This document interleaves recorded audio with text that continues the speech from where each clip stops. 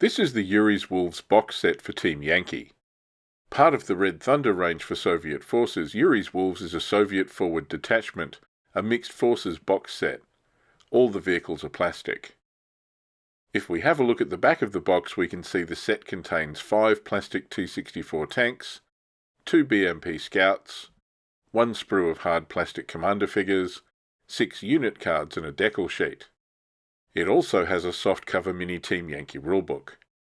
The BMPs can be built either as the BMP-1 or the BMP-2 version, and there are unit cards for either version. Let's look inside the box. Firstly, here's the rulebook. This one is looking a bit the worse for wear after its long trip to Australia, and I've seen this comment made a few times online. It seems the rulebook loose in the box with the kit sprues in these box sets is liable to be damaged. Maybe Battlefront needs to consider a plastic bag for this like the unit cards. This would probably be enough to minimise the potential damage. This approach works fine for the unit cards. Speaking of unit cards, here they are. These are the cards for the BMP-1 and BMP-2 Scouts. Then there are 2 T-64 cards, one for the Tank Battalion HQ and another for the T-64 Tank Company.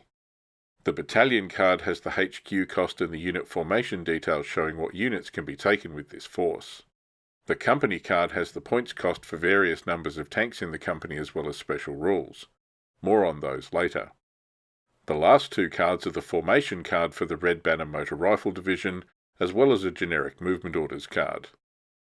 Soviet markings are always quite limited, and the included decal sheet has 3-digit Soviet tactical numbers in white, as well as some Guards insignia for Guards divisions. The sprue of commander figures is hard plastic with 6 commanders, including a senior commander figure. The level of detail looks good. There is an assembly sheet with step-by-step instructions for the T-64s and the BMPs.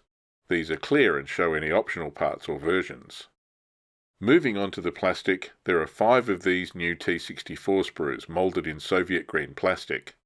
These look great and the moulding and detail is strong and crisp. Tracks and road wheels are one piece with some good detail on the tracks. The small road wheels are one of the identifying characteristics of this tank. The upper hull here shows some great engine deck detail with strong grills. The characteristic V-shaped splash guard is also clearly shown and well defined here. Next to this piece is the long 2A46 125mm gun barrel with thermal sleeves and searchlight.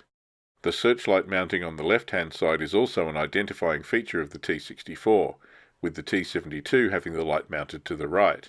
The barrel looks good but does have a prominent mould line down both sides. Given the thermal sleeve detail, this needs to be fairly carefully trimmed back. Here are the upper and lower turret pieces. Turret detail is good, showing the loader's hatch closed, and with the machine gun ammunition stowage boxes mounted around the turret sides. The laser sight is shown here, as is the wire for powering the searchlight, a feature a number of people noted wasn't represented on the T-72 turret. It's a nice bit of detail. The Cobra missile control box is also shown on the turret, the box just forward of the commander's cupola. Other parts here are the open and closed commander's cupola, 2 NSV T12.7mm commander's machine guns, smoke discharges, and the rear hull with engine grille detail. Providing 2 of the machine guns in case of breakage is a nice touch common to Battlefront's Team Yankee kits. The lower hull piece here has the integral dozer blade attachment shown in the folded stowed position, and what looks like attachment points for the KMT mine roller kit. There are side skirts here as well. Optional parts include some KMT series mine plows. These attachments fitted to the tank and scraped the area in front of the tracks to unearth anti-tank mines as the vehicles drove forward. If I remember correctly, there were usually 9 of these kits for each tank battalion, roughly 3 in each company. The T-64 had additional fuel stored in external tanks, here mounted above the engine deck rather than behind the tank as in the T-55, 62 and 72. Finally, there's the unditching beam, the turret post, and an additional part for the deep wading snorkel. These parts all give you some options for individualising the different tanks in your force. All in all, this looks great and I can't wait to build one. Then there are 2 of these BMP sprues. These are unchanged from the previous BMP kits, except they're in the same Soviet green plastic rather than medium grey. One frame has the two upper hulls, one for the BMP-1 and the other for the BMP-2. This also has the lower hull, the searchlight and the guns and missiles for both versions. The AT-3 Saga and the 73mm low-pressure cannon for the BMP-1, and the 30mm cannon and 85 spandrel for the BMP-2. Enterprising players have used magnets to build interchangeable hull sets to field both versions from a single sprue. This sounds like a great idea, but I'm too lazy. I bought another box of BMPs to field the different versions. The other frame has the one-piece tracks, which include the road wheels and a portion of the lower front hull. Track detail is pretty simple but representative of the real thing, and the road wheels are well detailed. The two different turrets are here, as well as the hull rear with the troop hatches, open and closed couplers, and smoke discharges. So again, detail and mouldings here are good and crisp. Here are the completed kits. The BMP went together without any issues. Some of the parts, like the Saga missile, were a bit fun to position, but a bit of patience here will make it work. I built the earlier BMP-1. No particular reason, just this is the version I saw most in the 80s. The T-64 also looks great put together. Getting the gun barrel straight was a challenge. I thought I had it, but it seems to have dried just a few degrees off true. The prominent mould line on the main gun barrel took some careful trimming and sanding to preserve the thermal sleeve detail. Attaching the side skirts was fun. There's a very small locating strip inside the part to help with alignment, but it was very small and hard to get right once the glue's applied. They went on in the end, but I admit there was some cursing. There were also no locating points for the fuel drums. These just glue straight onto the end of the engine deck. A post or other positive locating device for the machine gun might have been good too. There are just two flat surfaces to join together. I know this was done so there's not a hole to fill if the gun isn't fitted, but some help here would be good. It probably sounds like I'm criticising this kit, but these are all minor issues and overcome adequately with a bit of care, even that damn gun barrel alignment. But this kit looks tremendous in the end. I know some people have lamented that Battlefront didn't include explosive reactive armour blocks with this kit. These were becoming available in the 1985 timeframe of the book.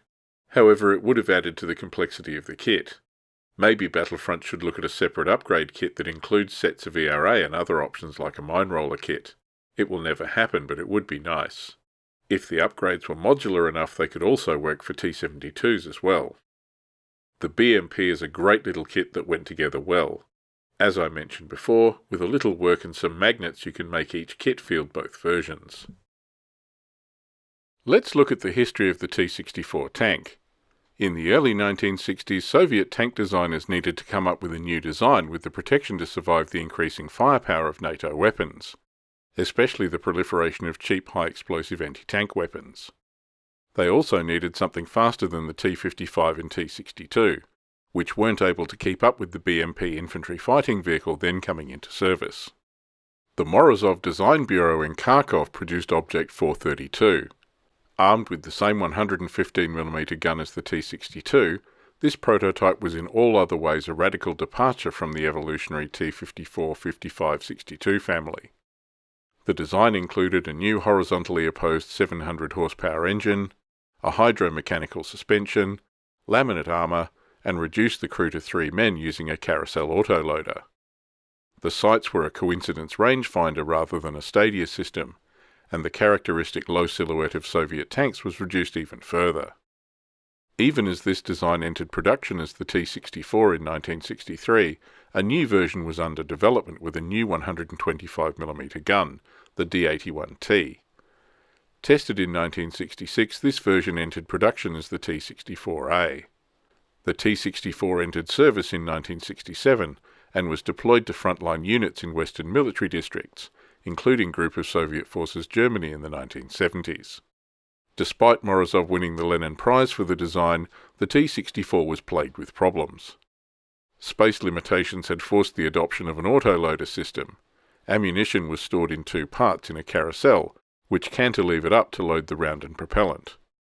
Malfunctions were common, and operating this system in a cramped turret could catch and injure the crew. The complex hydromechanical suspension system was also problematic, with factory repair teams often accompanying units into the field. The new engine proved troublesome. Morozov's influence kept the T-64 in service despite these issues, but the problems were serious enough to spark design work on the T-72. This was a simpler design which avoided the teething issues of the new technology in the T-64. Most T-64As were modernised in 1981, with the addition of smoke discharges and replacing the early gill skirts with rubber side skirts. Some received laser sights to replace their coincidence rangefinders. In 1985, explosive reactive armour blocks started to be fitted for added protection. The T-64 had pioneered armour protection, being the first Soviet tank to use laminate armour. Called Combination K by NATO, the T-64 embedded balls of fused silica into the armour plate. Ceramic panels were used in the glacis armour, sandwiched between layers of steel. Using these materials saved weight and provided additional protection against heat warheads. An updated version of the T-64 known as the T-64B entered service in the 1970s. The main advantage of this version was the ability to fire the Cobra radio-guided missile. This missile was stored in the autoloader in two parts and was loaded like a standard munition. It could penetrate up to 600 mm of armour and engage targets out to 4,000 metres, even being able to target hovering helicopters. The T-64 served as the basis for the later T-80 series. After the fall of the Soviet Union, Russia standardised on the T-72 and the T-80, with their T-64s placed in war reserve. Ukraine had significant numbers and has continued to operate and modernise the tank. While the T-64 was not exported during the Soviet era, several countries like Kazakhstan, Moldova and Democratic Republic of the Congo now field small numbers of them. The T-64 has seen combat in Chechnya and Donbass. Let's look at using the T-64 in Team Yankee. Here's the T-64 Tank Company card. This shows it's a tank unit and has the BDD armour and infrared special rules. BDD armour gives the T-64 a side armour rating of 13 against high explosive anti-tank weapons. This reflects the effectiveness of the ceramic and laminate armour to resist penetration by the explosive jet from these weapons. Normal AP rounds would use the standard side armour of 9. Infrared means the T-64 player can roll 2 dice for night visibility and choose the highest score. On to the crew ratings. Courage is 4+, although their morale is 3+, and remount is a 3+. Skill is a 5+, reflecting the limited training of Soviet conscript troops. Assault's a 5+, and counterattack is 4+. T-64s are hit on a 3+, and the front armour is 17, side 9, and top 2. These stats give the T-64 slightly better armour protection than the early T-72. Tactical move is 14 inches or 35 centimetres, with dash speeds from 16 inches through terrain to 28 inches on the road. Cross is a 3+. While the dash speeds here are the same as for the T-72, the extra 4 inches or 10 centimetres tactical move makes T-64s more capable of moving and shooting, giving some increased manoeuvring options on the table. Moving on to weapons, the 2 A46 125mm main gun has a range of 32 inches or 80 centimetres, a halted and moving rate of fire of 1, an anti-tank of 22, and a 2+ firepower. The low rate of fire is a bit of a limitation here. The gun has the brutal, laser rangefinder and advanced stabiliser special rules. It's the advanced stabiliser that gives the T-64 its 14-inch tactical move, but if the tank moves more than 10 inches or 25 centimetres it can't fire its machine guns or assault. The laser rangefinder means there's no to-hit penalty when engaging targets over 16 inches or 40 centimetres. Brutal means infantry and unarmoured tank teams hit by the main gun must re-roll successful saves. The next weapon is the 9K-112 Cobra missile, known by the NATO reporting name of AT-8 Songster. Not all T-64s were equipped to fire this missile. The missile can be added to T-64 units for an additional 2 points. The Cobra missile is fired through the main gun. It has a minimum range of 16 inches or 40 centimetres and a maximum range of 48 inches or 120 centimetres. This gives the T-64 tank a nice long-range weapon that means NATO forces can't just sit back and engage at long range as they could when fighting T-72s. This will be an interesting tactical change for Soviet forces. Halted and moving rate of fire is 1, anti-tank is 21, and the firepower is 3+. The missile has a heat warhead and gets the guided special rule. Heat means the target armour is not increased for targets over 16 inches or 40 centimetres, but the weapon is affected by bazooka skirts, BDD, Cobham and ERA armour. Guided means there's no to-hit penalty for targets over 16 inches, but this weapon can't be used against infantry unless they're stationary and in bulletproof cover. The T-64 has a 12.7mm NSVT AA machine gun at the commander's position. This has a 20-inch or 50cm range, a halted rate of fire of 3 and a moving of 2, with AT4 and a 5+ firepower. The coaxial 7.62mm machine gun has a 16-inch range, rate of fire 1, AT2 and a 6 firepower. The back of the card gives points values for the T-64, from 13 for 3 up to 55 points for 10. Interestingly, this means the individual tanks get more expensive the more of them you buy, from 4.3 points per tank at the lowest to 5.5 points per tank at the highest. As mentioned before, the AT-8 missile can be added to the company for just 2 points. Given that it's a fixed cost for the entire company, it's more economical the more tanks that are in your force. Mine-clearing devices like the KMT mine plows included in the model sprue can be fitted on up to 3 T-64 tanks in the company for just 1 point. I'm not going to go over all the stats for the BMP Scouts.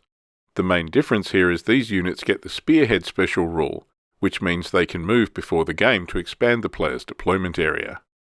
Apart from that, they're similar to standard BMPs. The BMP-2 gets a more capable missile armament with a slightly longer range, and the 30mm cannon can engage helicopters, a useful ability. Despite their thin armour, BMP-2s are an important asset for Soviet players to leverage. BMPs are also cheap, with BMP-1s costing 1 point each, and BMP-2s 1.5. So that's the Yuri's Wolves box set. It's a great starter for Red Thunder, and the T-64s give Soviet players a nice edge and new tactical opportunities, particularly the added mobility and the Cobra missile. The BMP Scouts might be a bit less exciting than the Hind helicopters included in the Pateknov's Bears box, but they are useful. The new T-64 plastic is great, and it addresses some of the issues raised by some around the T-72 moulding. ERA would have been nice, but this builds up to a nice-looking tank. The damage to the rulebooks in the box sets is an issue Battlefront really needs to look at. The mini softcover books are a nice addition to the sets, but if they're routinely damaged, then this is a problem. Mine wasn't too bad, but I've seen some pictures from others who weren't so lucky. Red Thunder really adds some diversity and gives Soviet players options other than swarming NATO players with numbers, and this box set is a good way to get started, or to add T-64s to an existing force. Thanks to Battlefront for supplying this review copy.